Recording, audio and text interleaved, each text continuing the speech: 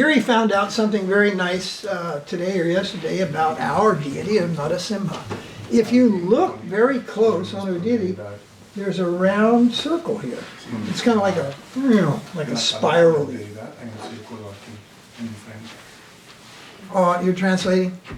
Yeah, is it too loud? I can bring it down the volume. Yeah, 1, 2 notches. Good morning, good afternoon, good evening. In the dungeon, we don't know what time it is. Yes.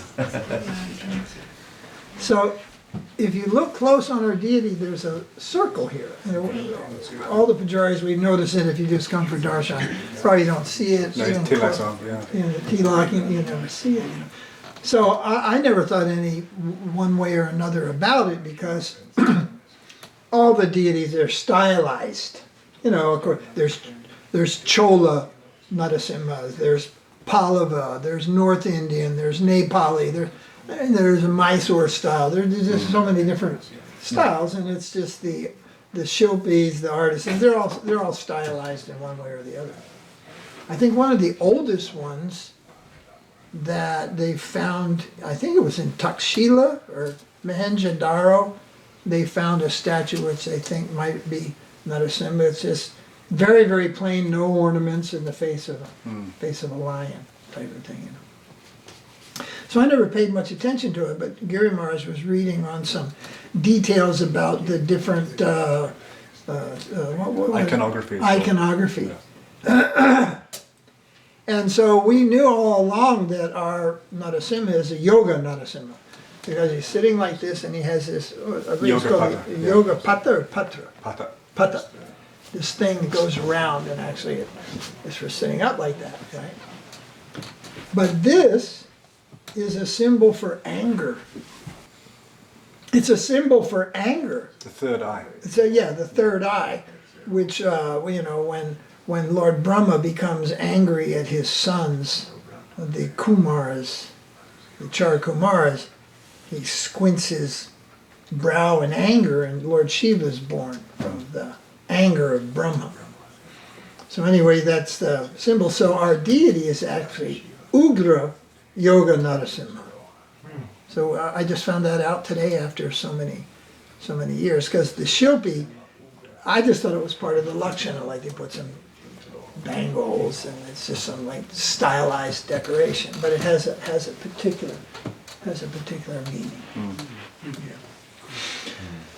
So generally you don't see an Ugra, a pure form of Ugra Narasimha, ever in anybody's house in South India.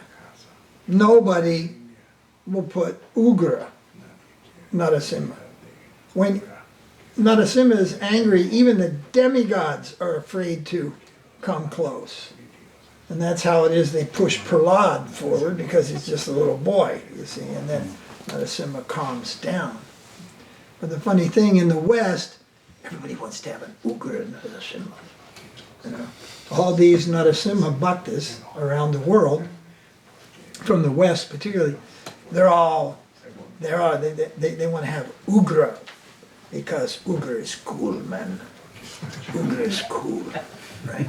Doesn't have anything to do with proper understanding. It's just cool, man. Right? Some of our friends published a beautiful book. Have you seen it? No. On temples, and mainly in Karnataka and South India, with big, beautiful pictures of Narasimha. All types of Narasimha deities, right? Well, one day we were listening to a lecture by Srila Sridhar Maharaj, and he explained that in Vaikuntha, the Narasimha, which has the head of a lion, isn't there. Just like the Vamana, the dwarf. There is no dwarf in Vaikuntha. They're all just the various Narayan, four-armed forms of Narayan.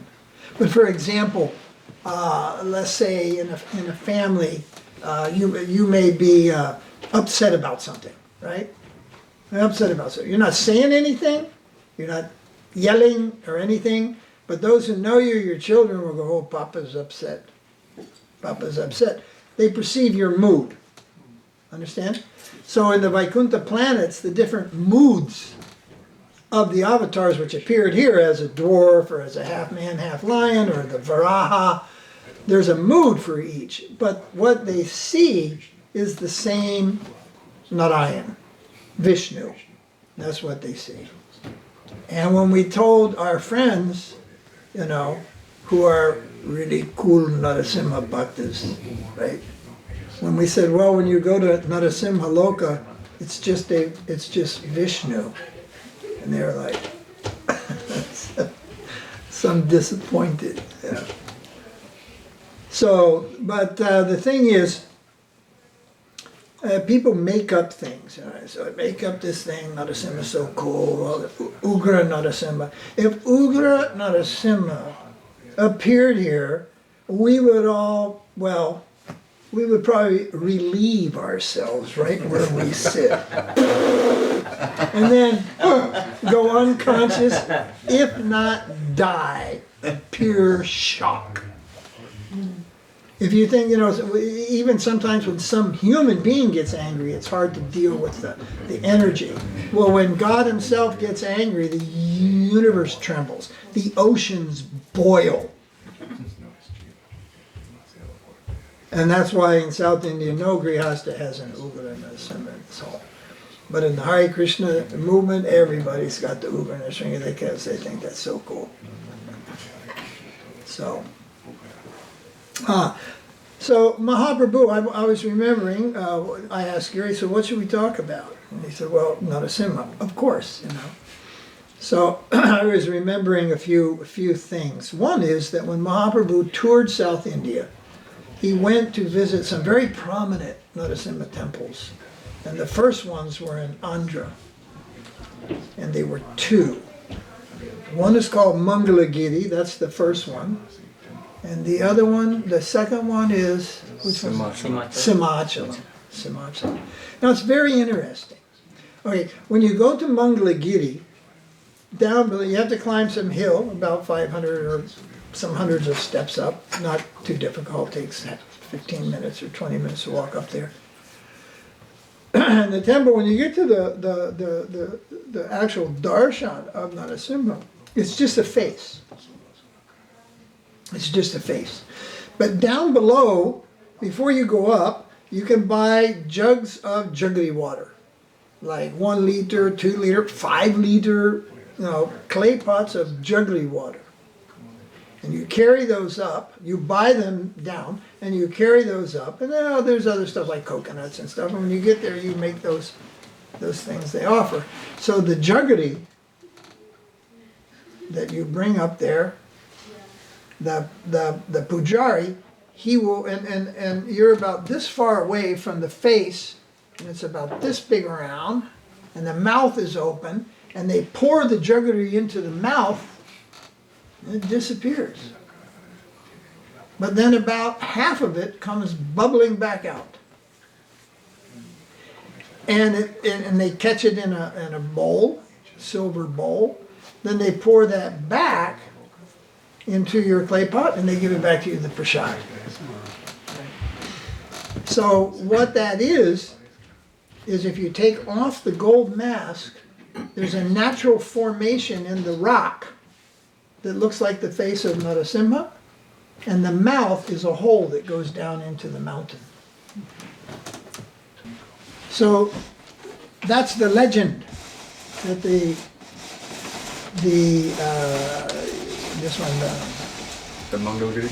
the Mangalagiri regurgitates half of that. But that's not actually what happened.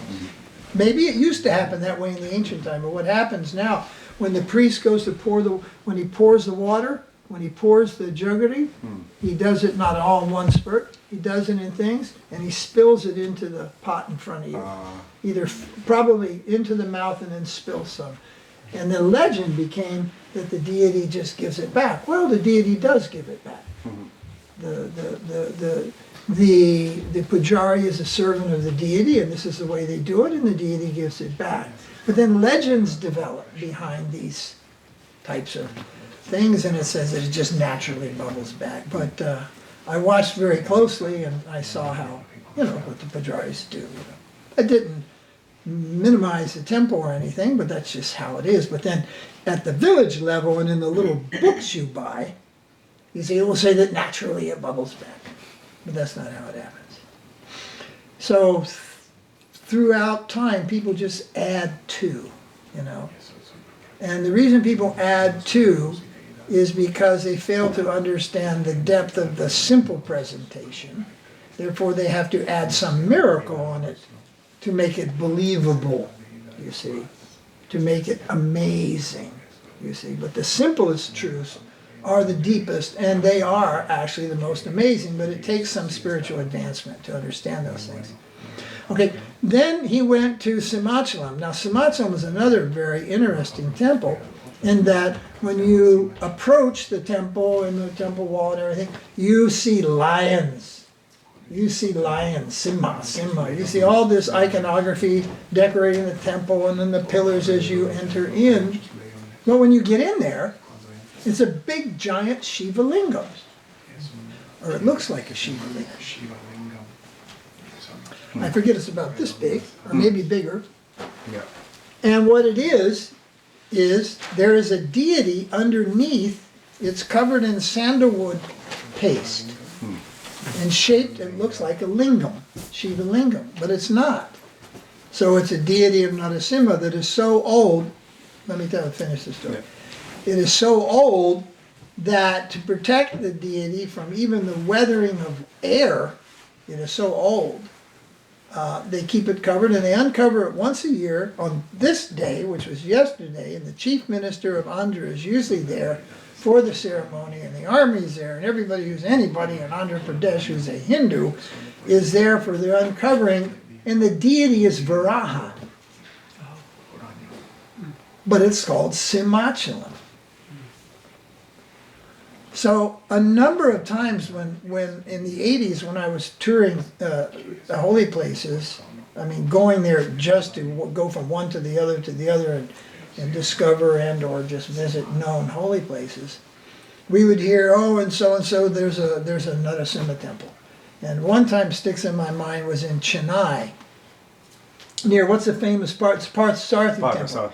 Well, just down the street from the Parthasarathi temple was another very old, we were told, Narasimha temple. Well, there's 4 or 5 streets going down. We didn't know. We were walking around, where's the Narasimha temple? Where's the Narasimha temple? So finally, there's this guy at the front of his house, and we asked him, some Narasimha temple? Oh, he points down. Oh, there it is. We can see the front. So we go down. We go in for darshan. It's a Varaha deity, a Varaha, and that might have been Bhuvaraha. Bhuvaraha or Bhumi, or usually they have Bhudevi or Sri Devi, and there's a whole iconography that comes along with Vishnu worship in South India. So. But and it was very nice. We came back and we said, no, that's a Varaha temple. We're looking for the Narasimha temple. And he was a Brahmin. He said, Narasimha, Varaha, same. And then I remembered the Simachalam, where it's famous as a Narasimha temple, but the deity is actually Varaha. So one of the reasons is Varaha killed Hiraṇyākṣa, and Narasimha killed Hiraṇyakāśipu, and they were brothers.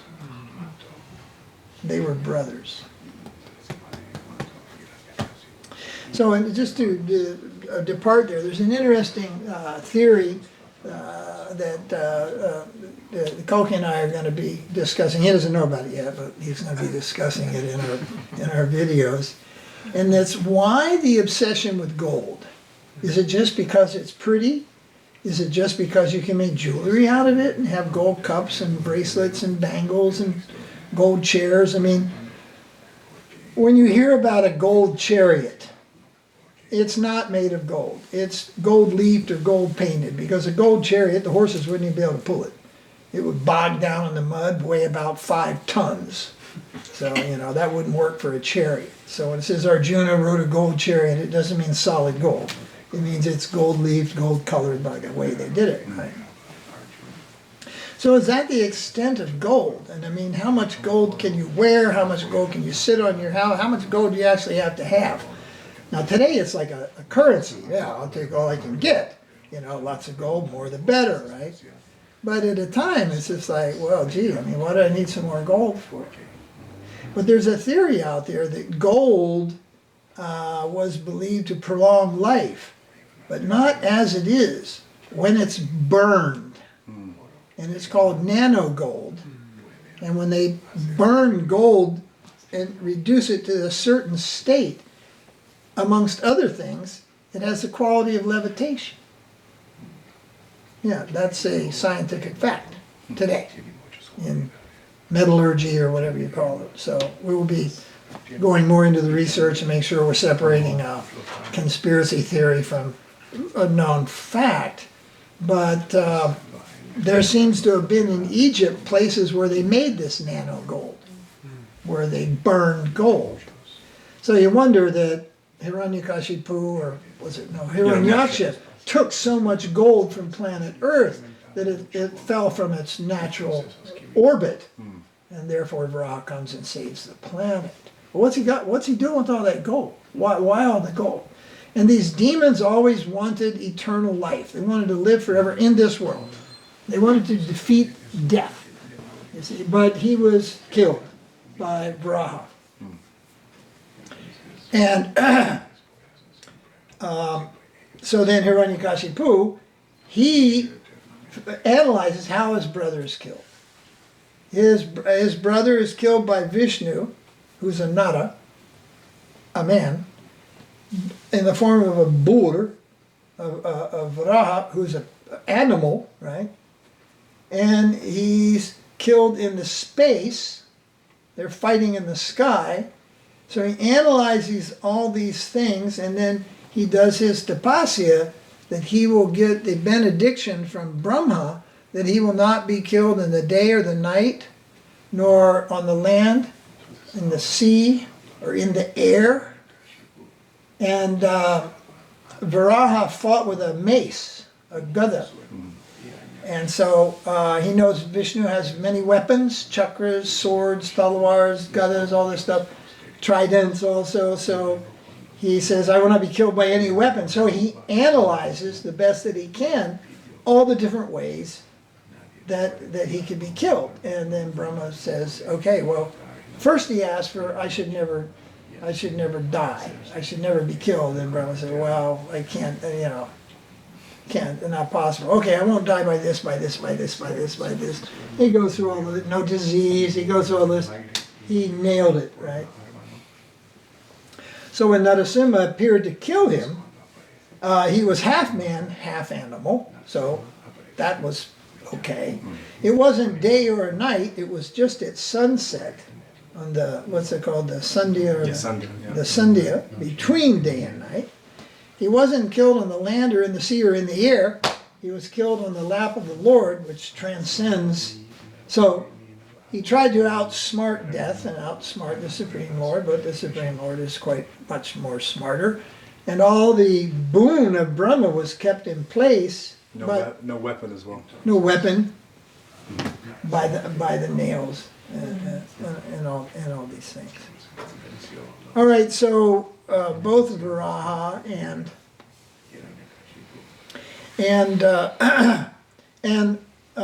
Lord Nrsingadev, in many places they're considered one as good as the other. They're the same.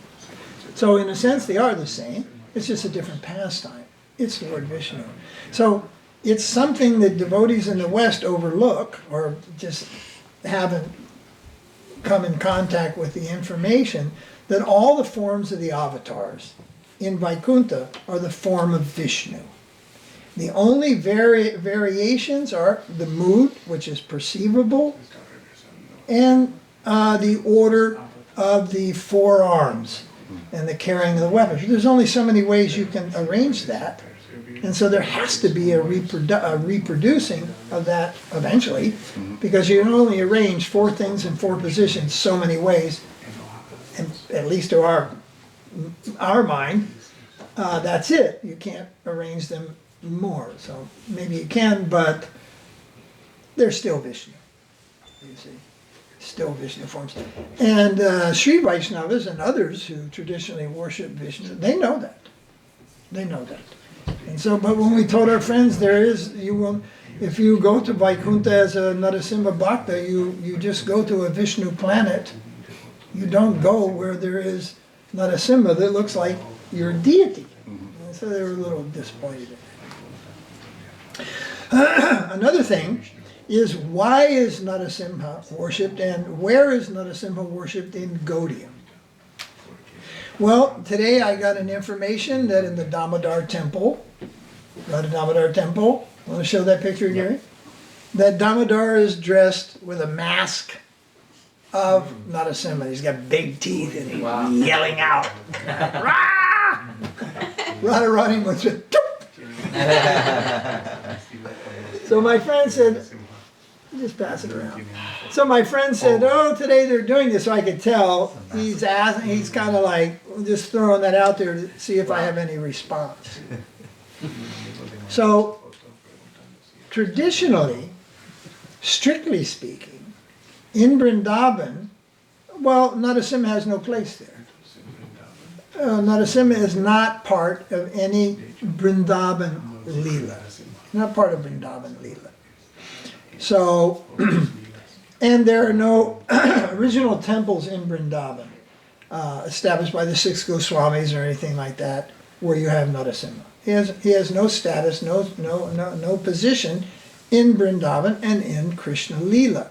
But near the well, it's kind of near the Banki Bihari temple. It's in a place, I believe it's called Sriji Colony. It's it's near Sriji Jewelers on the main road. There's a little temple there with a big 4 or 5 foot tall Narasimha, which Big head. big head, huge, disproportionate, very big head, 4 arms, everything like that. But that's just made by somebody. That's not in a traditional temple from the time of Mahaprabhu and the 6 Goswamis, who were the founders of the worship of Krishna in Vrindavan in modern times. And before that, there was the king of Mathura, who was a grandson, right, of Krishna. What's his name again? Vajranabha. Vajranabha. And he established the 4 main Shiva lingams in Vrindavan, because Lord Shiva appears in Vrindavan Leela as a protector of the Rasa Leela, and is known as Gopeshwara. And he established all the original deities of Krishna, which are, I can't always remember them all, but there's Govinda Dev, and at Govardhan there's Banki Bihari, not Banki Bihari, but Haridev. Hari Dev, and Madan Mohan, and there are quite a few others, and 4 Shivalingams, and there's a deity of Brinda Devi, and there was a deity of Yogamaya. These were all established in ancient times by the actual family members of Lord Krishna. No Narasimha. But there was just one Narasimha. So, but in Mayapur, okay, so I mean, Gaudiyas are connected to Vrindavan, for sure. Rupa Goswami is there, and most of the original 7 temples established by these Goswamis, they are Gaudiyas. So no Narasimha there, but in South India, in Mayapur, we find Narasimha. The oldest place is a place called Narasinghapalli. I've only ever gone there once. I went there with Srila Puri Maharaj and many devotees. We went there. When was that? That's just before Kartik begins, I think. Not on this day, because it was in the fall. It was after the flood. So, but every year, the festival there at Srila Puri Maharaj's ashram, devotees would go to Narasimhapalli. Narasimhapalli is a place where after the story of the Bhagavatam ends with Prahlad, well, the story actually continues. It doesn't just stop. It's just the narration stops. But Narasimha continued on planet Earth for some time, visiting different holy places and performing different activities. According to the Sri Vaishnavas, he even became a 2-headed eagle. And that's the origin of, what is it called here? Gaṇḍaberunda. Gaṇḍaberunda, and which is the symbol of the Mysore kings. Now, just to kind of deviate to another subject here for a minute. Why things become world famous? Why things become world renowned? Why, for example, the Persians, the Romans, the Austrians, the Austro-Hungarian Empire, many of them used the two-headed eagle, especially at the time of war. Like in Austria, the single-headed eagle is in peace, and when it's time for war, the flags have the double-headed eagle.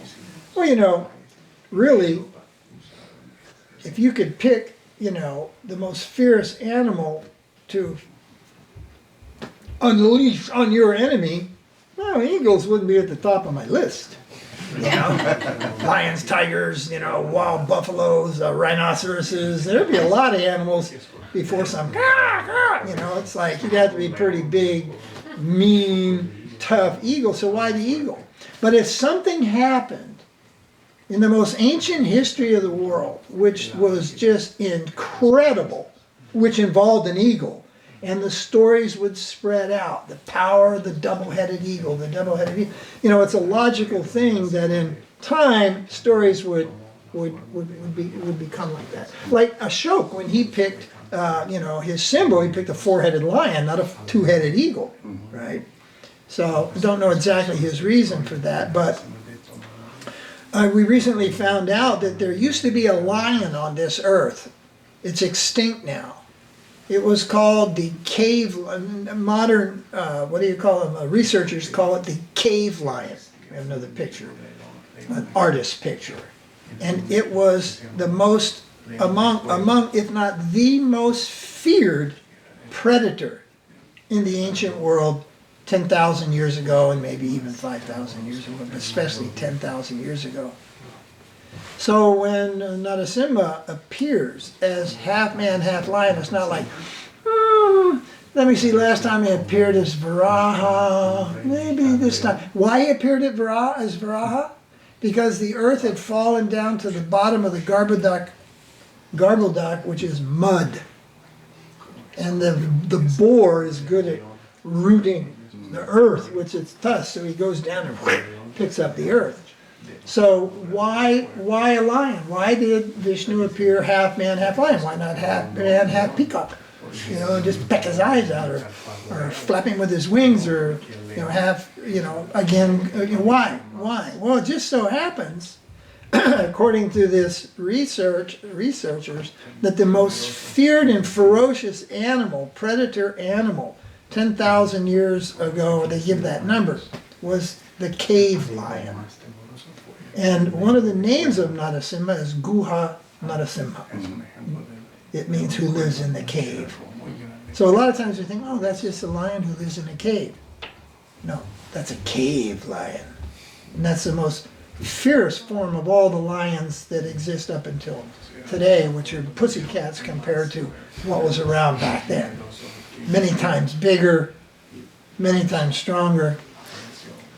So it's you know, some of these discoveries today can actually be connected to the what they like to call the mythology, or what we refer to as the Puranic narrations of the avatars, and why the lion? You also said that. So why the two-headed eagle? Just give me a minute. Why the two-headed eagle? The Sri Vaishnavas say that after there was some situation, and there was Lord Narasimha found himself in another battle, and so for what reasons? Well, we've never been able to. Why the two? He was so angry that the demigods approached Shiva, and to stop him from destroying everything, Narasimha. So it says that Shiva took the form of a sharaba, which is some sort of like composite animal with, you know, a lion's body and also sort of like a makara sort of thing. And Narasimha took the form of Gaṇḍaberunda in order to kill Sharaba, and he ripped him to pieces and he wore his skin, it says. Who wore whose skin? Narasimha killed Sharaba as Gaṇḍaberunda. Now, but the Shaivites turn that story around, and they say that Shiva killed Narasimha and wore his skin. Yeah. So this swapping of stories has been going on for a long, long time. But in, where is it? It's near Bellary, or near Shimoga, it's in Shimoga. Shimoga district is one of 2 temples in all of India with the Gaṇḍaberunda. Vishnu with the two heads of the eagle. So I figure that way back when this actually happened, there's a source for things. Nowadays they say, you know, myths have some truth in their origin. You know, they're tracing all kind of myths in the world. And they trace back, you know, there's even King Arthur, Robin Hood, you know, more recent, you know, 8th, 9th century old legends, you know. They actually start with some superhero or some event, and then it spins over time into a legend. So things happen. And then, otherwise, why the two-headed eagle? What's the big deal? Two-headed eagle. Just take a baseball bat and knock him down. He comes flying at you, just take a whack on him. But if the story was of some just incredible battle that took place, and it was the two-headed eagle that destroyed even a composite animal of lion and this and that, and everything's like, okay, we'll take that as our, you know, as our Shakti motto, you know.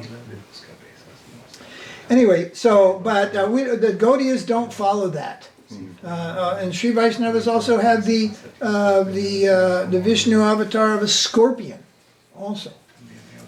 That's what did we say that was named? Shimshumara. Shimshumara. So, but Gaudiyas don't go. We just go there as Das avatars, and in the Das avatar we also accept Buddha. And whereas the Sri Vaishnavas, they don't accept Buddha. So Narasimha, after killing Hiraṇyakaśipu, he came to this place which is known as Narasinghapalli in Bengal, and there's a lake there. And he bathed in that lake and he washed his hands in that lake. And since that time, I think they even say he then disappeared into that lake. I don't know exactly that part of the story. But there's a very ancient, one of the oldest deities of Narasimha on this planet is there in Narasimhapalli. So, and it was there during the time of Mahaprabhu and thousands of years even before that. So another place in Māyāpur where there is a deity of Narasimha is in Yogapith, the birthplace of Caitanya Mahāprabhu. And when Bhaktivinoda Thakur had his house, I believe over in Godrum, on the banks of the Jalangi, at a time when they had established Māyāpur to some extent, but he wasn't living there, he would be on his roof early in the morning chanting, and a wind every morning would blow past him. Just not like wind blowing for 20 minutes. No. Just one wind would blow past him, like something just went flying by, like a truck when it goes whoosh. There's some wind, right? And after some time, Bhaktivinoda realized that is Narasimha coming from Narasimhapalli, and he's coming to attend the Mangal Arti of Mahaprabhu at Yogapith. So after that revelation or realization, Bhaktivinoda established I think he did it, he did it later. Then Bhaktisiddhanta established this deity of Narasimha. And it's for that reason that we have a Narasimha temple also. It's in the same mood. The deities in Māyāpur there are 3 altars. In the center is Mahaprabhu with Lakshmi Priya and Vishnu Priya. On the right hand side is the Panchatattva, and on the left hand side is Gaura-Rādhā-Madhava. So when we made our temple, our deities are also named Gaura-Rādhā-Madhava. There's a whole reason behind that also. But we established our Narasimha because Narasimha attends the Arti of Gaura-Rādhā-Madhava. But in South India, it's a completely different story. The people, we don't even bother to tell that story to people when they come to the temple. That's just right over the head. In fact, people come and they look at the deities of Radha and Krishna and go, Then they go over to Jagannath and it's like, Oh yeah, Jagannath. Oh, right. Then they go to Narasimha. Hai Bhagavan! Boom! And they're on the ground. But Radha and Krishna is another way of thinking, another idea. Nowhere in South India are there ancient Radha Krishna temples. Nowhere. There are a few ancient Krishna temples like Guruvayur, Udupi, but this is not Krishna with his consort. This is just Krishna alone. So the question is then, so which way and why do devotees worship Narasimha? And mostly they will tell you, and it's also true, Narasimha protects his devotees. Because he protects Prahlad. Right? So that story, remember, he protects Prahlad from physical harm, you see. But the higher involvement of Narasimha is that he removes obstacles and protects the devotees from internal contamination. How we ended up with Yoga Narasimha was not due to some deeper thought. Like Gaura-Rādhā, Gaura-Rādhā-Kṛṣṇa, everything, that was all due to some really following some tradition. Well, there isn't a large tradition of Narasimha in our tradition. Is it Lakshmi Narasimha in Māyāpura, or is it Yoga? In Yoga Pit, Lakshmi Narasimha. It's Lakshmi. Yeah. The most frequent, let's just, for simplicity's sake, popular, desirable form of Narasimha in a home or even in a village temple is Lakshmi Narasimha. Yeah. Now in ISKCON they have Prahlad Narasimha. Or they have Ugra in Māyāpura. And Ugra Narasimha. But they have their own way of thinking about all these things. I think probably at the time I decided, well, we have a small Lakshmi Narasimha for the Utsav Murti, but pretty much I thought, well, we have the Supreme Lakshmi, that's Radharani. I didn't want to introduce another competitive Radharani. Which is not really a competitive. Lakshmi is an expansion of Radharani. And but at that time we were visiting a place in, what is it, Belur? Not Belur, Bellary. No, Belwadi. In Belwadi, there's a famous Vira Narasimha there. Now, if you look, in all the temples in South India, you have Vishnu, you have all the different forms, and you have the Prabhavali, that's that arch in the back, there'll be a yali at the center. But in Narasimha, there's no yali, because he doesn't need any protection. The yali, one Prabhupada disciple, one of his a lady disciples said, "Oh, Prabhupada, in South India, many temples, the top of the temple, they have the face of this demon. Why is that demon there?" Prabhupada said, "No, that's not a demon, that is a devotee. And he is there to scare away the demons." So, but the Narasimha in any of his forms doesn't need any such protection. Also, it has to do with bhutas. Deities have to be installed and dealt with properly, otherwise bhutas are attracted to various forms.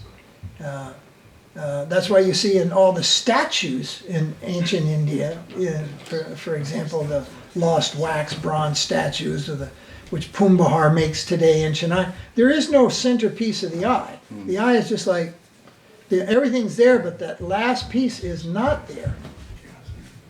And only in a deity do they put the final mark on the inside, and that's called giving there's a Sanskrit for it, giving the life to the deity. But in the modern deities from North India, the deities are made from stone and then they're painted. They don't do that same thing. It's a different system. But until the deity is installed, like if you go to Jaipur where they sell deities, the real ones that are there for temples, they're blindfolded up until the last minute. And then there's a puja for opening the eyes, revealing the eyes. Because you know, it's the eyes that tell about life. Right? It's, the life of the deity comes through the eyes. You don't look at the hand to see, oh, look at somebody's hand to see if they're alive. You look at their eyes, you open their eyes and look in there with a flashlight to see if any movement is there, right? So it's the eyes. But Maharaj, they say... So, so Lakshmi Narasimha or Yoga Narasimha, and we have both in Govindaji Gardens. They say you have to see the deity from the leg up to the eyes, right? Yes, that's... Not the other way around. Yeah, not that. Now, I don't know if anybody practices that today in the modern Hare Krishna temples and everything. Compared to their kirtans, they don't even know the deity's there, you know. I mean, they're just all jumping all over the place and not doing any meditation. It's completely wild, crazy. But yeah, even the Bhagavatam describes the meditation should begin. You don't have to like, you know, for the 1 year look at the feet and everything. But when you have darshan of the deity, you first see to the feet and then up to the face, not just walk in and see to the face. You see, but for the common people, that's not so important. But for the ashramites, the Saivites, the practicing Vaishnavas, and going for darshan, and you should not turn your back on the deity, or when leaving you should take a few steps backwards and then turn around and walk away, not just spin around and walk away from the deity. And a lot of these same practices were observed in royal courts in the old days. You didn't just turn around and turn your back on the king and walk away. You get a spear in your back or something, you know. One of his guards would just, you know, have you, you know. You didn't step on the shadow of a king. In China and India and many places, you know, in Rome. You don't step on the shadow, and I believe that you are not supposed to step on the shadow of the deity. Yeah, or Tulsi and the Guru. Yeah. I don't think anybody pays any attention to that anymore. And you shouldn't. It's always don't let it bother you at home. But when you stand up here, right, the light's behind you, so your shadow falls on the altar. Then the home that doesn't. That's not here or there. And even in temples, it's almost impossible to follow all the things that people could follow in ancient times. Like in Guruvayur, there's a huge thing where you walk through water to enter the temple. Why? To wash your dirty feet. Why? People used to run around barefooted. Now people are wearing $300, you know, Gucci shoes, you know. They don't have dirty feet in the same way, but even some temples still have. And in our even Nectar Devotion, one should wash the feet before entering the temple. In L.A., when I joined in 1970, just outside the temple room were these 3 buckets, and you'd walk through them, you know. And it was someone's job to keep changing that water, because I'm telling you, with 100 devotees in that temple, that water got dirty. People working in the kitchen with no shoes on, then they come in for a darshan and walk in that water. Then there were towels. I mean, there was just piles of towels and buckets of dirty water, and it's just, if you go there today, there's no toilet. No. There's maybe a mat. Well, they walk with shoes. Scrape it off what? They wear their shoes They wear shoes where? in the kitchen. Oh, well, that's practical, but those are kitchen shoes. Those are not street shoes. Hopefully, I don't know. So, you know, we do that too, you know. Jagat Guru mentioned cracked feet, right? You can't imagine what cracked feet used to look like in the 60s and early 70s. I mean, my God, somebody's mother saw somebody's feet and just started crying, you know. We didn't know what a pumice stone was, you know, all this stuff, so. One more question.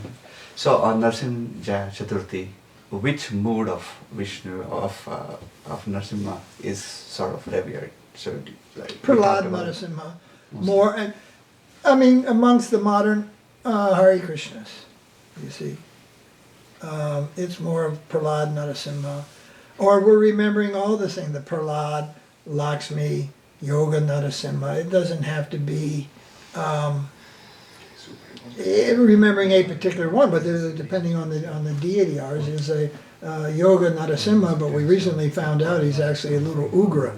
He has that that thing. So I mean, these are details. If somebody is going to say, or somebody is a pujari for Narasimha, and what they would call a Narasimha Bhakta, that's really their meditation. Well, you should ask somebody else, because I'm not a Narasimha Bhakta. I'm a Radha-Krishna Bhakta. And Narasimha is there in certain places and in our temples for when Mahaprabhu went out to preach and went to South India, he sang the same prayers that we will sing in a few minutes. He sang them as he started on his journey. So Narasimha is also the protector of the Sankirtan movement. Once Mahaprabhu took the form of Narasimha and decided to kill all the meat eaters. Remember? And he roared so loud that people just ran into their houses and shut the doors. And then they told him, well, there'll be nobody left. If you kill all the rascals and you kill all the meat eaters, there's nobody to preach to. They're all gone. And that was in India. And then he calmed down. What made him angry? Do you remember? It's there in Chaitanya Charitamrita, I think. It's a brief mention. There's a couple of, yeah. Yes. I was also thinking when the Qazi stopped the Kirtan, Narasimha appeared in his place. Yes. That's another thing. When the Qazi obstructed the Sankirtan, that night when he slept, he had a dream, and Narasimha pounced upon his chest and just peeled off his night dress and took his claws and went and just scratched him lightly. And the Qazi woke up in his dream, and his night dress was ripped, and there was slight little scratches going down his chest. The next morning, Mahaprabhu came to visit him in a more magnanimous mood. Kind of like he said the night before, like, you want to do this right.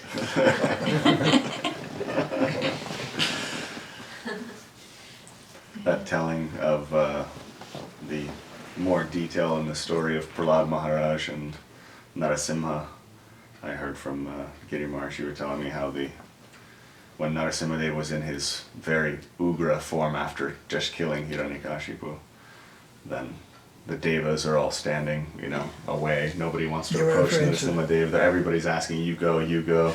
Nobody wants to go. And finally, Lord Brahma takes Prahlad and throws him into Narasingha Deva's lap.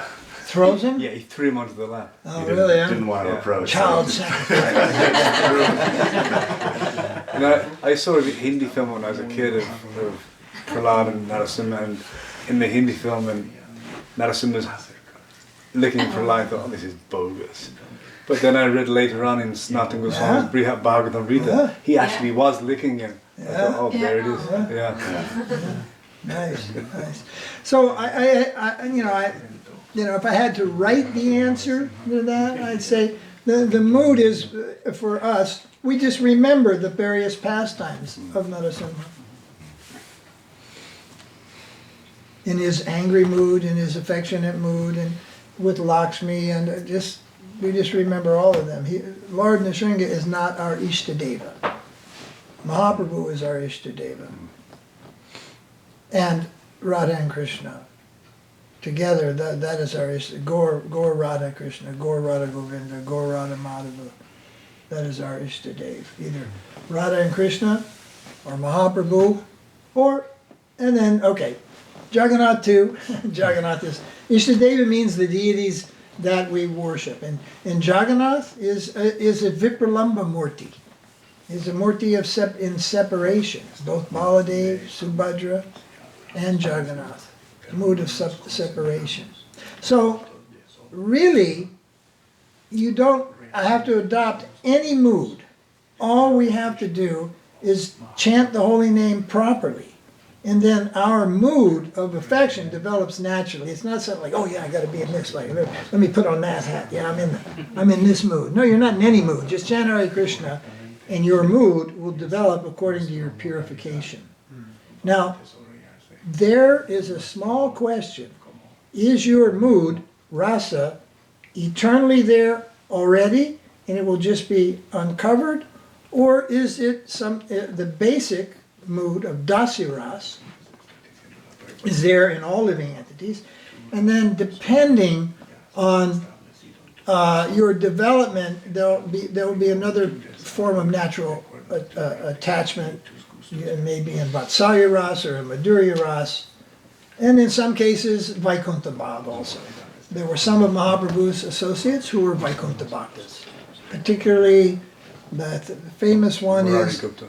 huh? Murari Gupta. Murari Gupta, and is it the uncle of Rup and Sanatan? Oh, no, yeah, Anupam. Yeah. Their brother, Yeah. Anupam. Yeah, He was, Ram Bhakta. he was a Ram Bhakta. And even after hearing everything of the glories of Krishna and Radha and Krishna, and he agreed, but then he came back and told Mahaprabhu, but I cannot give up my worshipful Lord. He was a Ram Bhakta, you see. So it's so he, even after hearing a certain thing, he couldn't just change, you see. So that would be artificial.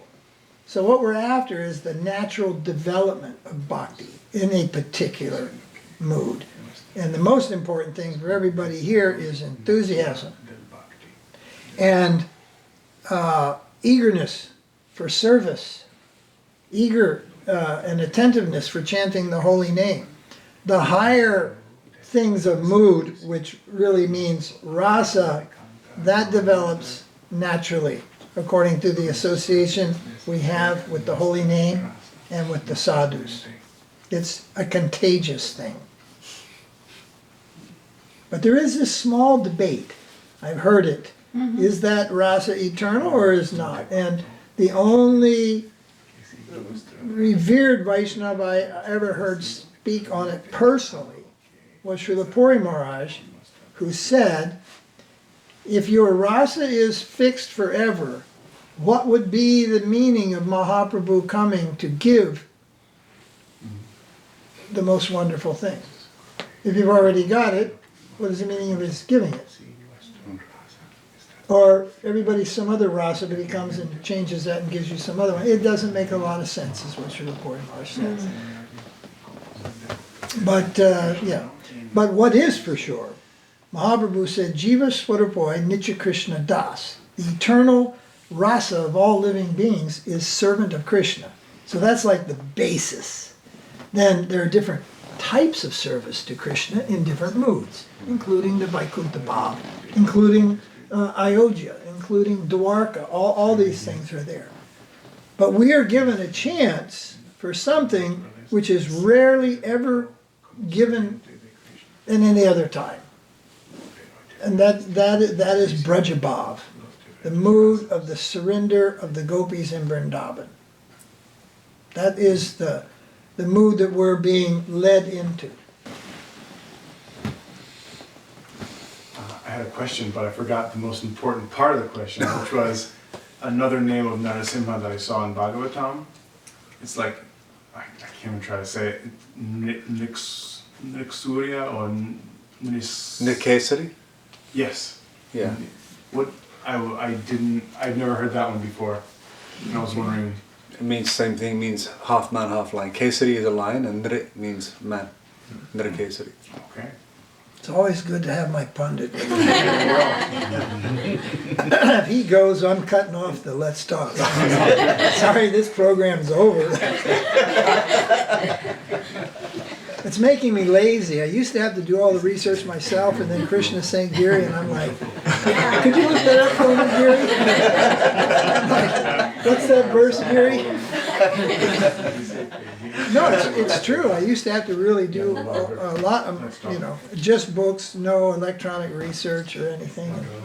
Yeah. Giri came as a great blessing for our little ashram, our research. All right, so if there are no other questions, and there are, you can find online a list of 1,000 names of Narasimha also. Yeah. And for the Sri Narasimha Shanti Homa that I did 2 times in Mexico, I just selected 108, and then I only used 54 mantras with the names of Narasimha. But there is a bona fide list of over 1,000 names.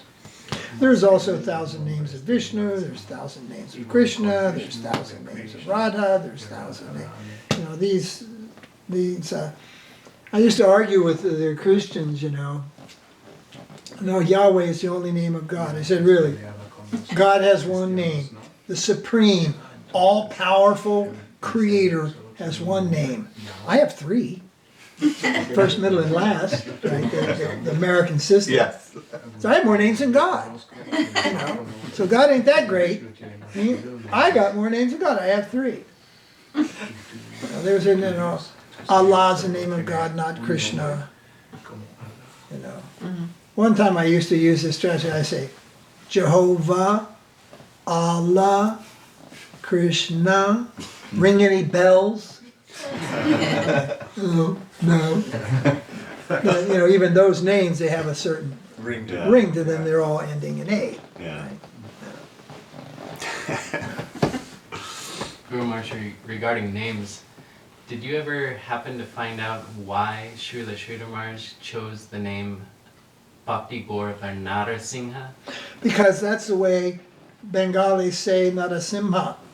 In Sanskrit, if you write it with the diacritics, it's got a dot over the M. And just like in the bead mantras, Aim. They don't say Aim, they say Aim. They don't say Klim, they say Kling. They don't say Srimha, they say Singha. But also in the Punjab and Manipur, there are many sings. Rajasthan, there are many sings. So there is they say that M with a dot with an ing, an ayin instead of ayin, kling instead of kling. So it's more of a, it's just a pronunciation thing. All the things like that they Northern say. dialect. Northern, yeah, the northern. And it's like in Kerala we're in Karnataka we're an ashram. In Kerala we're an ashramam. In North India it's Govinda. In South India it's Govindam. They have this more classical form of where you get a lot of ums on the end of everything. An ashramam. In North they just chopped it. Krishna. Krish. In Gujarat, Krish. Yeah. And pretty soon, cut. It's just like, you know, I gave ashram names of so many of the boys. Kunja Bihari, Kunja. Rupanuga, Rupa. Kirtanananda, Kirtan. It's like, what's the use? And Gary said, I just want to get the shortest name possible. So I gave him a name that they can't cut in half. Unless they say, hey, Geet.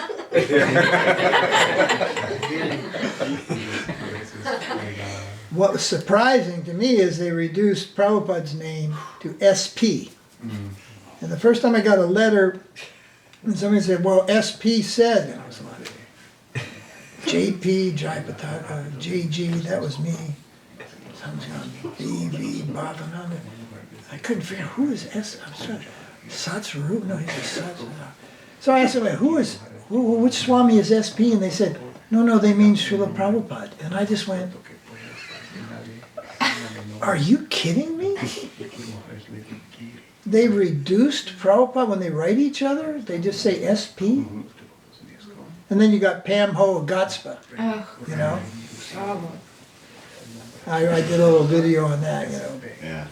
And every time sometimes we get these emails, somebody likes Krishna, and they go, Pam Ho Gatspa, I really like your interview. And I say, thank you for the, appreciate our email. And by the way, what's Pam Ho Gatspa? I go, what is, and I write Pam Ho Gatspa, like, I don't know what that is. What is that? You know, and they write back, oh, that means, all glory Srila Prabhupada, please accept my humble obeisances. It's like, oh, really? You know? I mean, can you imagine the Pope writing all glories of JC? AGJC. Woo!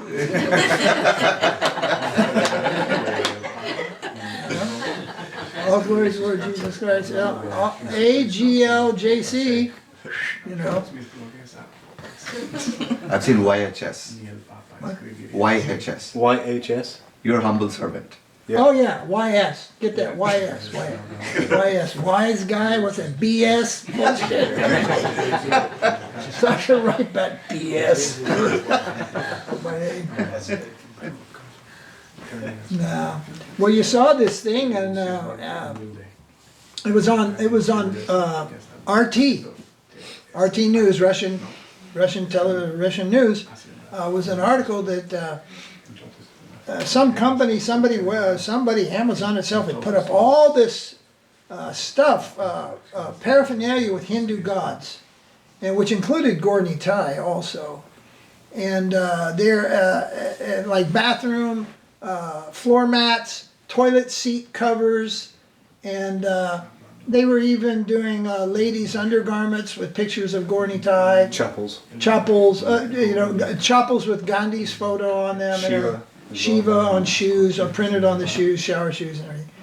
And there was a big protest of Hindus in this country protesting, and devotees protesting, and some of the stuff, a lot of the stuff was took down, and then they just said, no, we're not taking any more off. And they're selling toilet seat covers with Shiva, presumably probably Vishnu also. But where did it get started? They see that the very religious people themselves, they're really into the pictures, they're really into the iconography everywhere. Devotees sell keychains with Prabhupada. You can go in Vrindavan and find your fave Bunky Bihari on a keychain, and you just find all this T-shirts and all this stuff, and then the materialists just think, oh great, let's throw it on a shower curtain, Bead bags as well. Bead bags, it starts off innocently and ends up over there. But you see, in our mission, we don't allow, or I don't, at the ashram we don't allow, and I don't encourage people to get Krishna T-shirts and all, because where do they end up? They end up in the washing machine with your dirty socks. In 1 minute, it's like, oh, beautiful picture of Krishna. Next thing, it's in the washing machine with the dirty towels or something. No. And then it's hung out to dry, or it's going round and round and round and round and round. in the tumble dryer, Krishna comes out of there looking like this. Next time, just hang me up outside. See, so for the neophyte level, that seems like it's something spiritual.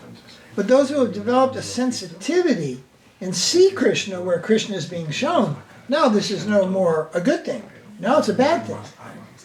And it's never started by a great acharya. No, they never did it. You don't see Ramanuja, passing out keychains. And there was this one guru in Canada once upon a time, and kind of their devotee they weren't making many devotees, right?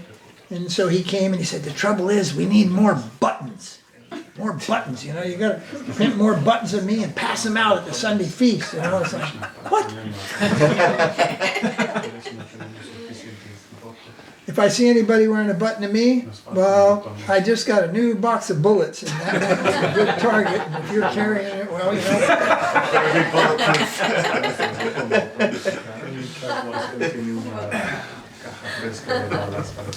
But how it started, they made a button, a clip-on button, a Bhakti Siddhanta, and Prabhupada put it on his bead bag. It was all over the world, and throughout the 80s, you couldn't see a devotee didn't have a button.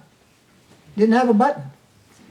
And I was once in South India, and I just came into a group of old ISKCON friends that I knew, and they were about a 35 people group. I met them in Kukishetha Subramanya, and took them up to Udupi, and then took them up to Kolor, and kind of led the group and showed them around. And we got to where we drove. Where was it? Kolor. Mokambika? But we made a long drive one day up to Mogambika, so it was a long drive. And we left, and it was a fast day or something. Nobody had eaten anything. And we get there, and they had cooked in this dharamshala. Devotees had got there first, and they cooked. And so we all sat down, and there were big pots of khichdi and big baskets of papads. And someone said, just as they're ready to serve, and the guru was there. All right. Now, it was, so he sat in the front. I sat next to him. Vishnu Maharaj sat here in the devotees, and there were like 3 lines of devotees. So they're just got a big skewer. They're just ready to serve the prasad, and somebody said, "Has it been offered yet?" And they went, "No." So then you hear a voice go, "Anybody got a picture of Prabhupada?" No, nobody had a picture of Prabhupada. Then Guruji goes, I got a button, and I hadn't noticed it, but he had a button that was this big. It was the biggest button ever. That was Bhakti Radha. Yeah, yeah. He had a gigantic 6-inch diameter button of Prabhupada. So, but in the meantime, when they said, anybody got a button? No picture. I said, well, Guru Maharaj is here. Offer it to him, and we will all take prasad. And everybody, including his disciples, they were like, it's not offered. And I was like, oh, okay. I'm with a real strange group here today. So then he goes, I got a button. So it was nice, the big pots of khichdi, they were steaming. So they clipped this button on the side of a pot. And Prabhupada's like, steam is rising up on the button. And then some Brahmin, like, digs out a string, and I got one here somewhere, whoosh. He does his mumbo jumbo, and that was prasadam. I was like, okay, all right, Vishnus, don't eat too much. Weird. After that, we called it button prasad. Your guru is there. He's a living person. Okay, he likes you to offer, but okay, it didn't happen. I didn't offer it to him. And it was just like I was from another planet. Everybody just like, where are you coming from, man? And I was like, from Krishna consciousness. Yeah. So we offered, but when that's not there. And then how will the guru see that? The guru sees his disciples as actually representatives of his guru, and that his guru is feeding him. And he will accept it. Once I was explaining something about Guru Tattva to a god brother, and he said, oh, that's a novel idea. And I said, no, that's not a novel idea at all. That is the basis of Guru Tattva. And if you don't see it that way, you're not in the Guru Tattva. So what was I telling him? You're not in the Guru Tattva. It's not like, oh, that's novel. No, it's not novel. That's what it is. The vision. If you're situated in that service, that's your vision. That's how you see it. And you find that in the earliest letters of Prabhupada. All these devotees are joining in the 60s and coming. He's writing, you are actually the students of Bhakti Siddhanta. He has sent you to me for training. The exact vision I explained to him, and he said, oh, that's novel. I said, no, that's not novel. That's what you see when that's your position. But if you're imitating that position, then you won't see that way. You'll see some institutional whatever, and that's what's going on in the world today in Mass. Yes, Yogamaya. I have a question that I'm not sure if it's right, but I would like to know. Be sure. With the position of Prahlad, he has a really high position because, he is the only one that can pacify Lord Narasimha. Mm-hmm. And I was thinking in the pastime or about the gopis that gave the dust of their feet to calm the headache of Krishna. Uh-huh. So, I So- don't know, I was, Well, that's similar, but it's in a different plane. okay. So the demigods are not necessarily pure devotees. They're full of material desires, actually. That's how you get to be a demigod. Very pious and a lot of material desires. And if you're a pure devotee, you go back to Godhead. You don't just go become... Although there are some circumstances where great devotees then take the position of Brahma and things like that. Who is it? It's in the... What is it? Is it Madhvas? Madhvas become a Brahma before they go to Vaikuntha? No, they go to the planet of Brahma, and then when Brahma dies, Right. then they all go. Then they all go. Right. They go to Brahmaloka first, and then they go. Yeah. All right. So there's different. But Prahlad is a Sudha Bhakta, and he's in Shantaras. He is a Shantaras. Shantaras Bhakta. Yeah. Shantaras. All right. So Mahaprabhu used to listen to the story of Prahlad over and over and over and over again, And he used to listen to the story of Dhruva over and over and over again, because this is the foundation, this is the basis of pure devotion. This is the example that is being brought forth in these stories. And he's hearing these stories from Gadadhar Pandit, who is Radharani, who is an aspect of Radharani.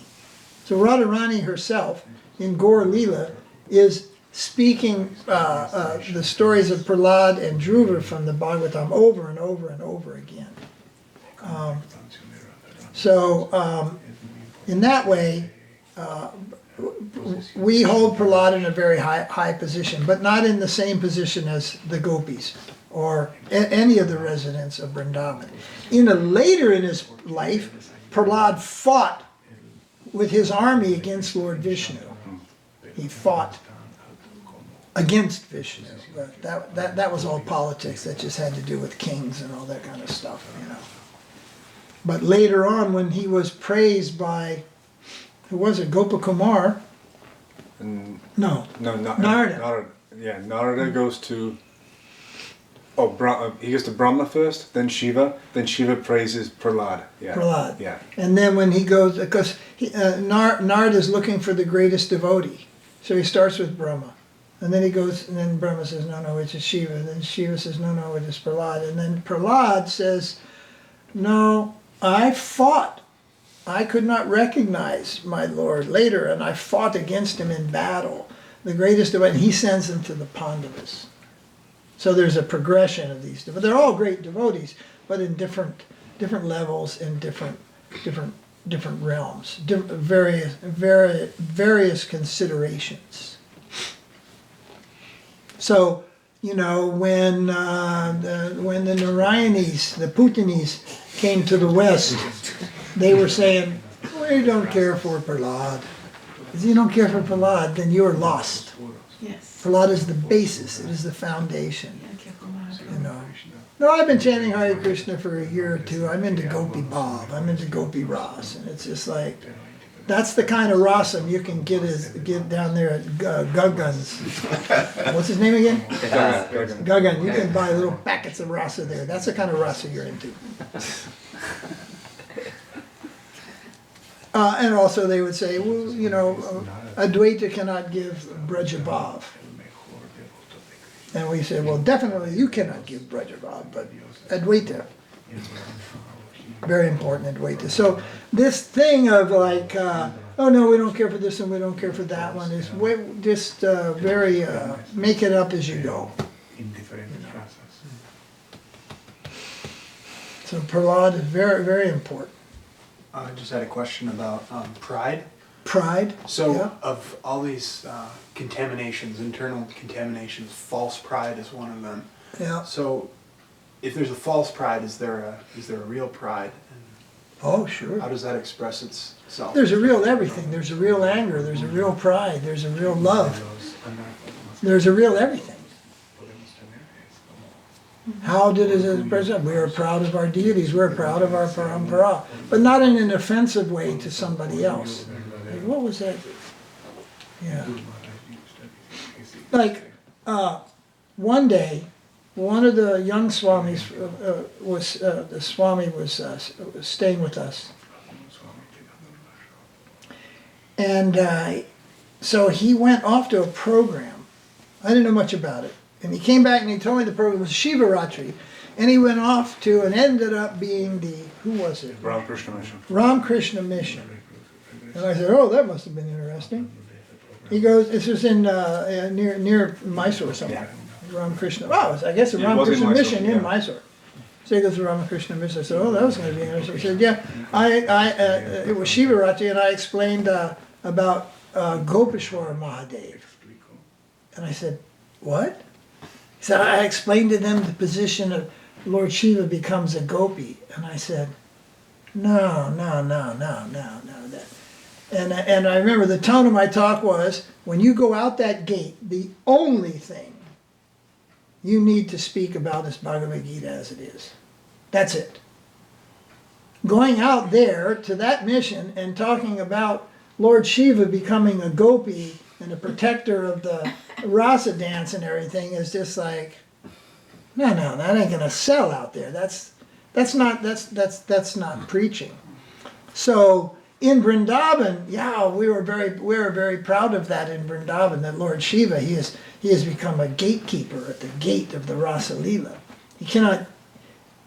That great personality, he cannot get access in the Rasa Leela, actually.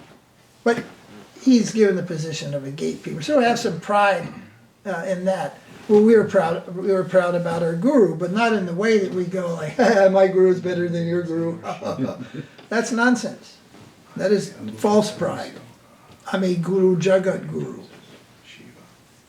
You should be able to figure these things out like that. What's real, what's false. As you go on with the holy name. Look, what's a holy name? Most of 99% of in fact, I don't even listen to music anymore. Unless it's by Giri and Gorgopal or Prabhupada. That's it. There's all these bhajan groups. I don't listen. They're so full of pratishta. But a new person thinks, well, that's really nice sound. Hare Krishna sounds really good. Young people and everything. Children may like the sound. It's got music, everything like that. But it may not, you may listen to that sound for who knows how long, and you might not make much advancement because the sound is about pratishta. Pratishta means prestige. It's all about prestige, name and fame, being popular, being cool, all this kind of stuff is there in the sound. Once Vishnu Maharaj and I were at where were we? Guruvaya. I think we were in Guruvaya, we were having darshan. There weren't many people there. And this man comes up right behind us and he starts chanting Narayan. Narayan. Narayan, Narayan, Narayan, Narayan, Narayan. And at one point I almost went, stop it. Just stop it. You know, this was not Narayan. He was full of like mukti bhav. I want, give me mukti. It was just like, shut up. You know, if it had been in our temple, I would have done it. I didn't just slap the guy like, don't say like that. One more time, I'm throwing you out of here. The sound was horrible. In fact, was it Narayan or even Krishna? Oh, and then again in Benares, I think this Mayavadi did it to us on purpose. He's just, chanting the name of Krishna, Krishna. It's like, okay, I gotta get out of here. It was not Krishna. It was filled with his aggression for mukti. And same word, same spelling, spoken with a different mood is completely different. And once in the Himalayas, that was one of the toughest nights of my life. I was sick, and we landed, finally made it to Bhojbas. Bhojbas is just, 2 kilometers before the glacier. And in those days, there wasn't anything there in the way of an accommodation, right? And we didn't have tents or anything. We had our sleeping bags. I had Birkenstock shoes. I didn't even have socks on. We had no idea where we were going when we decided we're going to a glacier. And I was sick and everything. But there was this Mayavadi ashram up there, which was so fundamental. It was just, like mud, rocks piled up, this and that. But there was something over your head, and we got there, it was dark, there was no electricity, just candles and deepams and everything. So they seemed all right, and these sadhus, the long, with the dreadlocks and everything, heavy Himalayan sadhus, and so they gave us a room, and I just laid down on the dirt floor, and in my sleeping bag, I was very sick, and then they came to announce Artik. So there's Artik. So, I drugged myself up and we went out there, and I wasn't even looking. I was just standing there ringing the bell and waving some lamps. They had some photos and stuff. As soon as it was over, I just went back and fell on the floor. I was quite sick. And then this guy comes to the door. This sadhu comes to the door. He goes, Prashad, come, Prashad. And Vishnu Maharaj says, oh, okay, I will come, but Swami, he was a brahmachari, and he goes, Swami, he's sick, he won't come. No, he must come. Oh, but sir, he's sick. He cannot take prashadam.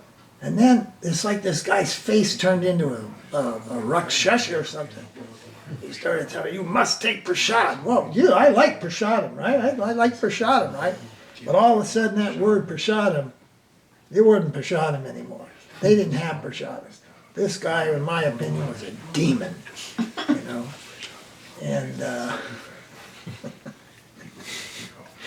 so I got up enough energy to sit up my sleeping bag and I turned on my flashlight. Do you ever, in the dark, take a flashlight and put it under your face like this? Shine it up after your face. So I said, we don't want your prasadam. I said, let's go, Maharaj. We left there in the middle of the night with our sleeping bags and our backpacks, and I was like really, really sick. And we just walked out into the dark and we bumped into the army. The army had a posting up there. We bumped into some guard, you know. It's pitch dark. It must have been around Amavasya, you know. And between a little Hindi and a little English, finally he took us to this room. He opens the door and says, you can sleep there. And they had some little huts and everything. I go in there, I lay on the floor, and I look up, and there's no roof. It's still like that. It's still exactly the same. Beautiful sky up there. Yeah. Wow, you know. But it was like, wow, we just, you know. So he's sadhu, but not sadhu. He's saying prasad, but not prasad. You know. He's saying Krishna, and that's not our Krishna.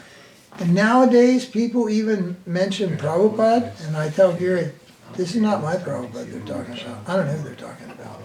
They're creating this Jyoti Prabhupada, this he didn't walk on the earth Prabhupada, this institutional monarch, Messiah. you know, only his institution should be, Gaudiya Math is nothing, nobody is anything, we are everything, and it's just like, no, they're talking about somebody different. It's like I told your son, Jesus was good, but these other guys, forget it. And they have lost the story of Jesus. If he was ever there, he's not the guy they're talking about. He's a completely different person, completely. They've politicized, they've institutionalized, and there's a big thing going on in the Hare Krishna movement now. There are many devotees that see this. It's not just me and Gary sit over there and we're like grumpy or something like that. No. People send us things. Can you say something? Can you please do something? All the time. We don't go 2 weeks. We don't get some information. Oh, what about this? Can you say this? Can you do this? Say something. We got a list of just this long for Krishna talks. We took a break from controversy and made one about the treasure of Padmanabh, you know. It's not that we go looking for these things. People send us these things. Mostly Prem Kishore. Well, Devala, Prem Kishore, Sunanda, Yeah, a lot of people. Vidagda, a lot. Yeah. A lot of people. Priyanana every once in a while. No. So it just seems to be the way of the world, you know. People add things to story. There's a good stories about Narasimha and the Mangalagiri, and it's even mentioned in a purport about it coming back. I wasn't trying to find fault. I just paid attention to what was going on inside there, and I saw him pouring the liquid into the pot, and then or pouring it into the mouth of the deity, and then pouring it into the pot, and then doing like this. And doing like this, and then in the end he took that pot and poured it back into the thing and gave it to us. Mm-hmm. But in the little books you buy, it says that the deity, that they pour it in and then it gurgles back up half. Now I think it's even mentioned in the Chaitanya Charitamrita. Because it's just, you know, kind of a lakshana of the temple. Maybe originally it did. Mm. And then it stopped doing that. Like Pakshi Tirtha, have you ever heard of Pakshi Tirtha? Well, Pakshi Tirtha is mentioned in Chaitanya Charitamrita. You know where Mahabalipuram is? South Yes. Of, yeah, okay, well it's straight inland 40 or 50 kilometers. On a clear day you can see the hill. Beautiful Shiva temple down below with many gopurams. Amazing place. I mean, big. And then there's a hill, so many steps you go up. And these two birds come there every day. Indira Gandhi made a big book on India many years ago. Did you ever see that? Indira Gandhi made a big color photo album book. You saw it? No. Okay. In that book are these birds. Pakshi means birds. Pakshitirtha means the holy place of the birds. And so these birds come every day for lunch. And they fly around, the Brahmin comes out and gives them prasada. Mahaprabhu went there to see those birds. That's 500 years ago. Those birds have been coming since Dwarpa Yuga, every day. I went there in the 80s and photographed them. Then in the 90s, it got reduced to one bird. And now I forget which year it just stopped. And there are archaeological survey records of Dutch army officers coming and visiting the Pakshitirtha, and their names being inscribed in a stone, in a stele, in a stone pillar, or a slab, whatever you call it. And Puranic references goes all the way back to Dwarpa Yuga. And there's some variations to the story. But it was real, and now it doesn't exist anymore. They're gone. You go up there, and all the arrangement where the people used to sit, the rock where the birds used to come, and it's all there. But the birds aren't there anymore. The Brahmin comes out every day still with To see if they'll come. Yeah. And he waits. And I went there many times, and I even went there once with a team. Like, it was to satisfy another person. Mahaprabhu went there, therefore it's not bogus. He's not visiting some hokey, tricky, funky, bogus thing. He's going there, it's real. So, but there was a friend of mine in Los Angeles, he was the devotee who paid for that big book that we wrote called Vaishnava India. Did you ever see that? Yeah, it's in there, yeah. No. Sure. It's a big 800-page book. It weighs 7 kilos. Huge, giant book about India. So he was a financier, so I took him there, and he was very, very doubtful. So we went again, and this time we went with military-grade binoculars. And we put 4 men around the base, and I went to the top an hour before the scheduled time of the birds. And I also went to the priest, and back in 1983, with a bundle, 10,000 rupees. And I said, show me the cage. Show me where you keep the birds, and it's yours. I just want to see it. If that guy had a canary cage at home, he'd have probably said, you come, you come, you come. If he had a chicken coop, he would have shown me that. 10,000, you know? 10,000. He couldn't take my money. He said, there are no. They simply come. So then, and where they come, they just appear out of nowhere. And I'm up at the top like this, and I'm looking around, and I'm looking, and all of a sudden, whoop, there are 2 birds, whoop, right in my thing. They just come out of nowhere. And when they leave, there's a little bit of a ritual. The birds fly up to a rock, hover in the air, scrape the rock to clean their noses on the rock, because they've just eaten some rice. They fly up in the air, they go around the rock, and they disappear. And they were for real. Now Mahaprabhu went there. It's not hokey, bogus, some kind of trick. And how do you train birds to keep doing that for a couple thousand years? You can't. But they've stopped. The birds have stopped coming. The Imli tree fell over that has been there supposedly from Krishna Lila. The tree Mahaprabhu sat under, died, and fell down. There have been many of the ancient, we call them miracles. They've stopped now. Very inauspicious. Very inauspicious. Kali Yuga. The grooves where they scratch their beak. Yeah, where they scratch their beaks is red granite, and the groove marks are so deep you can stick your hand in. We have pictures of Yeah, them. we have pictures. We still have pictures. Yeah, we have film of you there as well somewhere. I think Is there maybe in the some archive. Yeah. Yeah, we were with them. Yeah.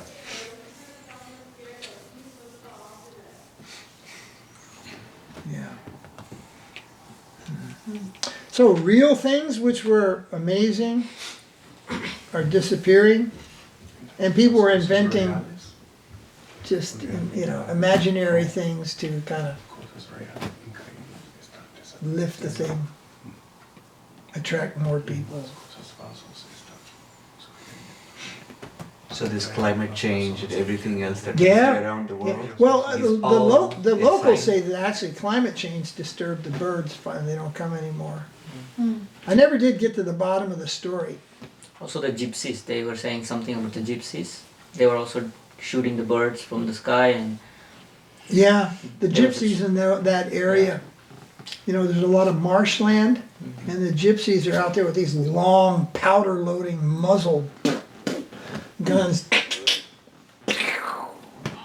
shooting birds. You know those. You know the gypsies Yeah. I'm talking about in that area. Just the sound alone is a Yeah. huge disturbance. But there's a rock grinding quarry nearby too. You go up there now. Listen, you hear this. There's a machine grinding, making jellies. You know, all kinds of disturbances in the atmosphere. But those, for whatever the cause, those birds came for centuries. The birds don't live that long. And at last, for almost 1 year, only one bird came. We used to go there at least once a year for many years. Only one bird came, and then suddenly he came with 2 birds again, but this bird was just not an infant little bird, but a young eagle. This one was like an old eagle, right? And this one was young. So I thought, yeah, well, the feathers don't last forever, right? You know, you got to change your feathers every once in a while. So, and the young one wouldn't land. The young one was more frisky, I guess you'd say. And the old eagle would just come, boom, land on the rock, walk over the Brahmin sitting there, and the Brahmin would feed him some prasadam from the Shiva temple and give him some prasadam. And the other bird would come down and it would land on the rock, and then it would fly back again. And then suddenly the both of them just stopped coming, they just disappeared. And they haven't come back for over 10 or 15 years now. But it had been going on, recorded in archaeological history and in Chaitanya Charitamrita. The two combined, I think the record went back over 600 years. And then in the records of the temple down below, carved on pillars going back 1,000 years, showing the 2 birds and a Brahmin feeding them, carved on stone pillars that go way back. And now nothing.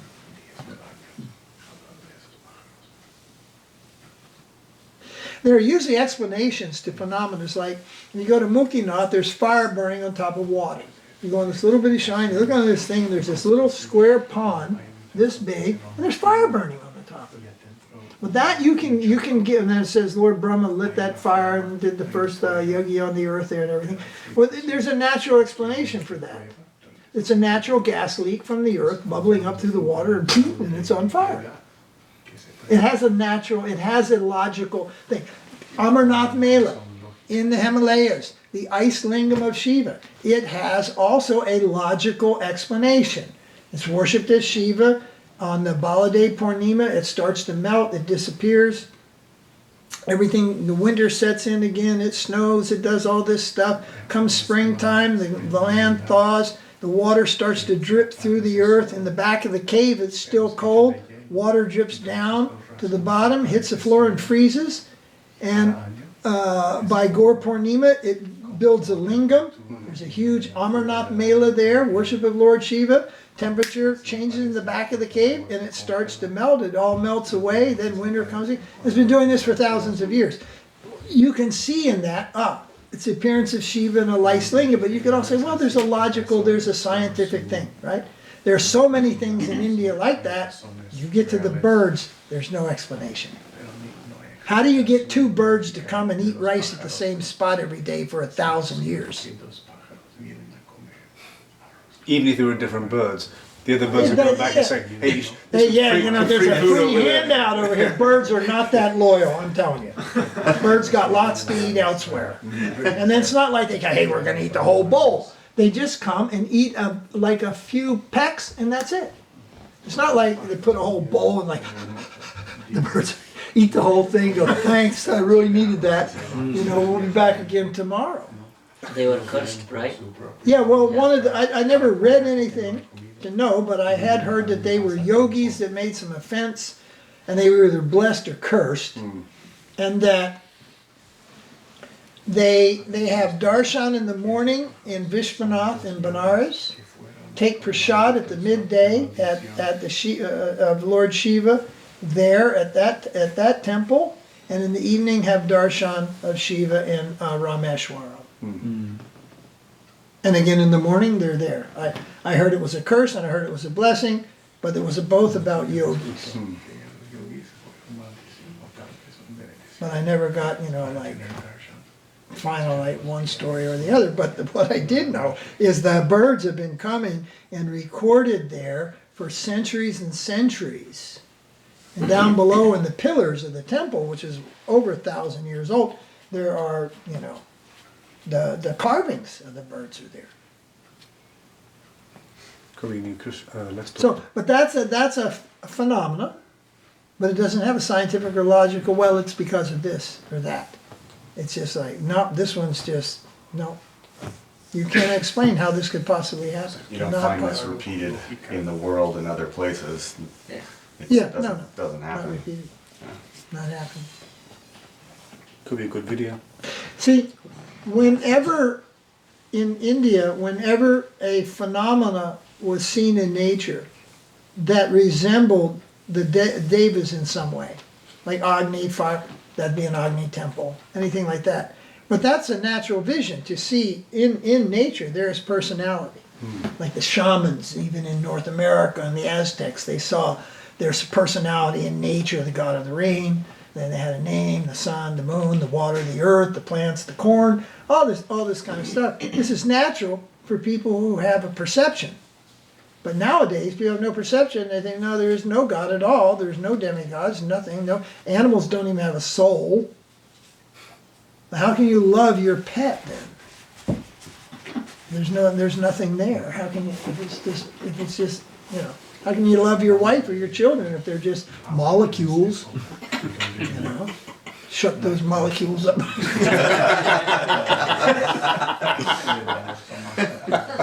Why are my kids so stupid molecules? I wanted my son to be a doctor.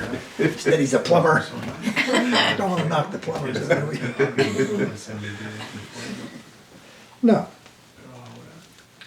But Maharaj, there was something about, in the similar lines, we've seen, or at least I've heard, like Udbhava Devasthana, Udbhava Lingas, and all these Udbhava things, like Gavi Ganga. I don't know if you've been there, Maharaj. There's you drink milk and all this stuff? Yeah, this not the milk.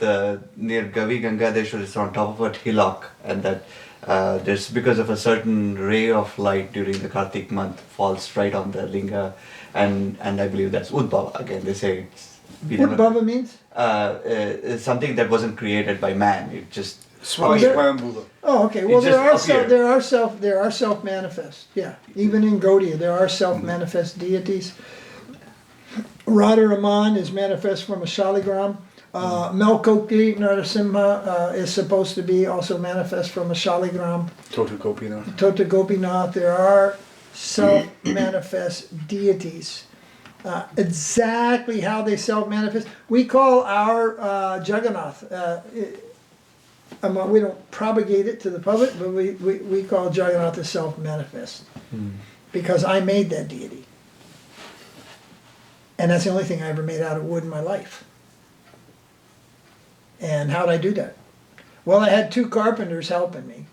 Who make chairs. And when we got to the part where you make the shape of the face, they just stepped back. There was this giant log laying in the go down, laying flat. We had some chalk marks about this is the shape, and they just handed me the machine and said, "Guru Maharaj, we cannot do this. You'll have to do this." And I said, "Where's the on button?" And if you see that machine, it's called a planer. Oh my God.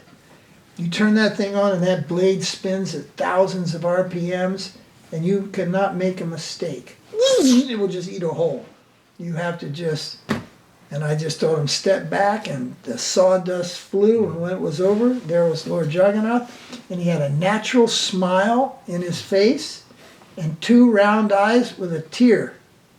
And Babaji was so impressed, he said, we shouldn't even paint this deity. We should just put it up there like that. And I said, no, you can't do that. No, Oh yeah, that's the birds. Is that both of them? Yeah. Yeah. Yeah, that's old days. Is that the, That's Pakshi Tirtha. That's what, yeah. those are two birds. Indira Gandhi, in the time she was prime minister, she printed a book, a big book, coffee table, big fold-out book, and the birds were in there. She also gave a history. Whoever wrote that book for her and did the photographer, but it was her picture. It was Indira Gandhi, and she was in there. And they're in the Chaitanya Charitamrita. Bhargava was the first devotee to go there, took pictures. They're in the Prabhupada's Chaitanya Charitamrita. It's a very bona fide phenomenon with no other kind of like, yeah, because there's natural gas leaking in it. No. How do you get birds to fly to the same rock every day and eat a little bit of rice from your hand and fly away for thousands of years? Every day. Every day. They would come between 12 and 12:20 every day, like clockwork.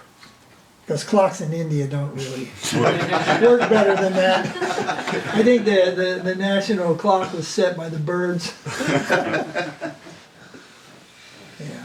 That's why they say Indian Stretchable Time. IST stands for Indian Stretchable Time. Indian Yes. Standard Time. There's a standard there. It's stretchable. Well, the British are kind of, they're like 8-ish, 10-ish. And so what time? 10-ish. You know.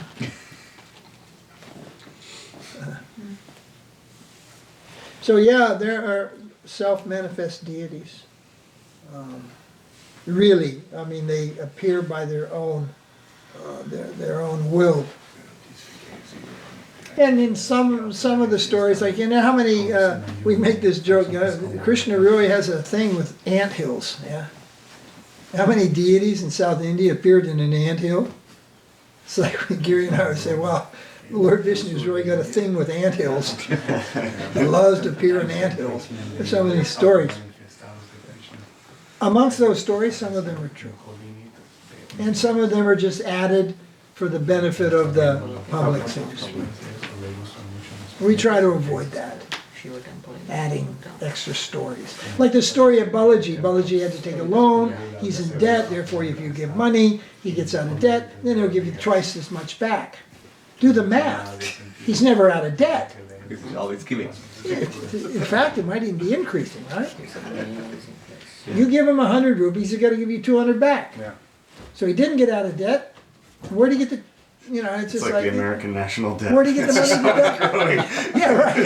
It's like Obama economics, you know, American economics. Just, right? It just keeps going up. So that story is nowhere. They just made that up. And it's every comic book in Tamil Nadu.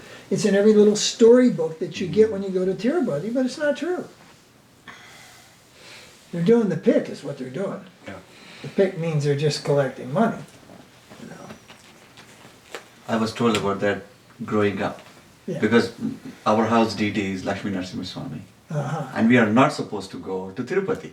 Ah. It did not make sense because, you know, growing up I was always questioning this. He said, no. You have it. Venkateramana Swami had a huge debt. The thing that you were talking about, Guru Maharaj. So it said, if he is giving so much money, then we shouldn't be in debt. So it doesn't make any sense. But yes.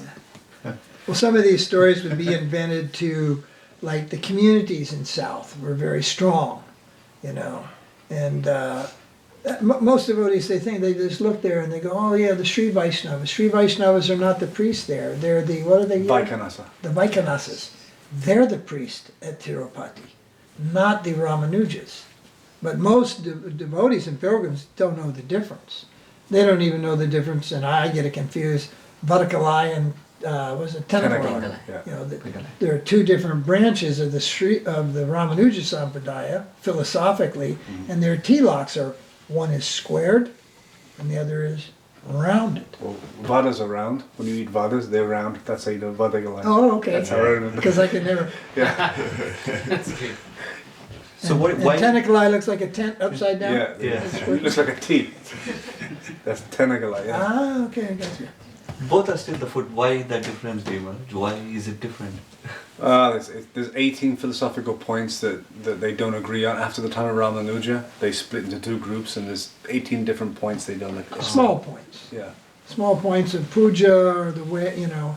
Isn't the major one about the Cat and the lion? The cat and the cat, monkey. yeah. Cat and the monkey. The Yeah, monkey. one is, yeah.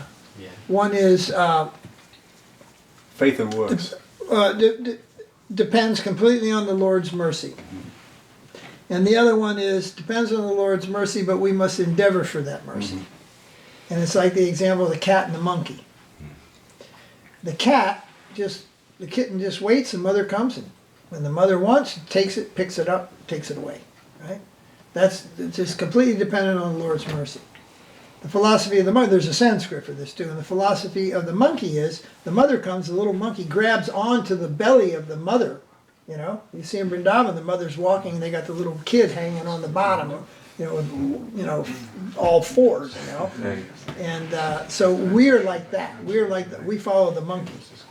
You know? And we must endeavor for Krishna's mercy. And not just, well, whenever the Lord wants, He will give. No, we will try for that.